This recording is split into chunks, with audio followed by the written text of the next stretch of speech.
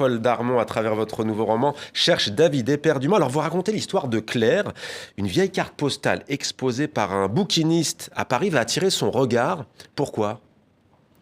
Oui, parce qu'elle a l'impression de connaître cette photo qu'elle ne connaît pas, qu'elle n'a jamais vue.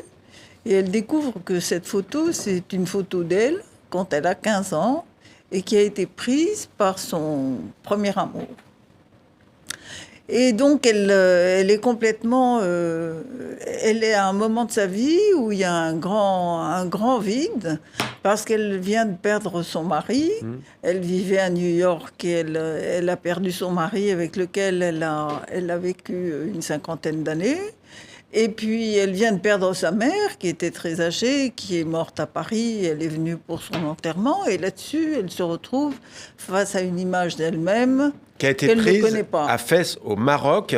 En 1936. Voilà, et 60 ans plus tard, près de 60 ans plus tard, il est question donc de son premier amour, David Cohen, qui a pris la photo. Oui. Cet amour lui a été arraché à l'époque. Oui, absolument, parce qu'un Cohen ne peut pas épouser ni une convertie, ni une divorcée. Alors, ça a fait une tragédie, comme on disait dans le temps.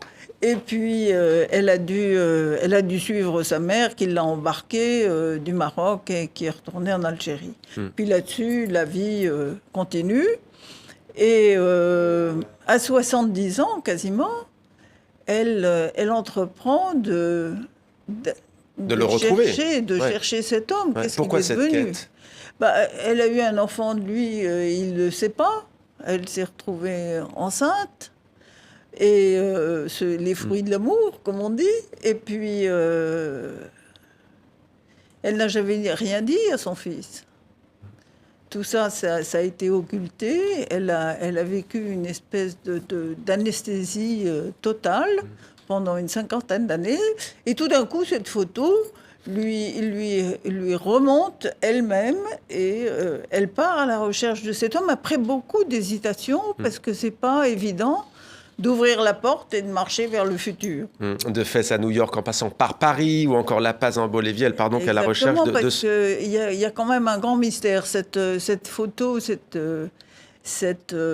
carte postale, non seulement elle a été prise à Fès en 1936, elle a été éditée en 1947 en Bolivie.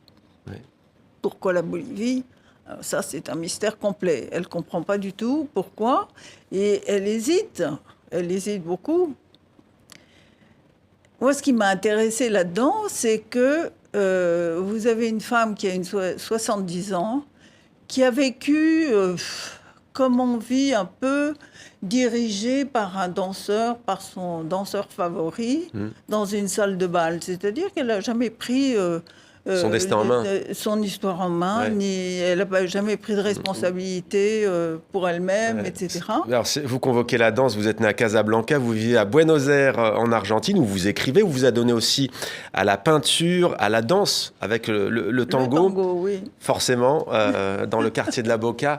Quelle réflexion est-ce que vous avez voulu placer au cœur de ce livre ? Le temps qui passe, le temps qui nous échappe, les regrets aussi, peut-être, la nostalgie ?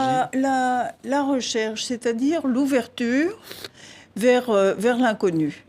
On sent en général l'exil, que ce soit l'exil ou la quête vers l'inconnu, comme un danger et comme quelque chose aussi de douloureux. Mais en fait, ça peut être douloureux, ça peut être dangereux, mais c'est toujours enrichissant et c'est une façon de se retrouver très profondément. Parce que cette quête qu'elle fait, elle va chercher l'autre, mais en chemin, c'est elle qu'elle trouve. C'est elle qu'elle trouve. Oui, très belle métaphore.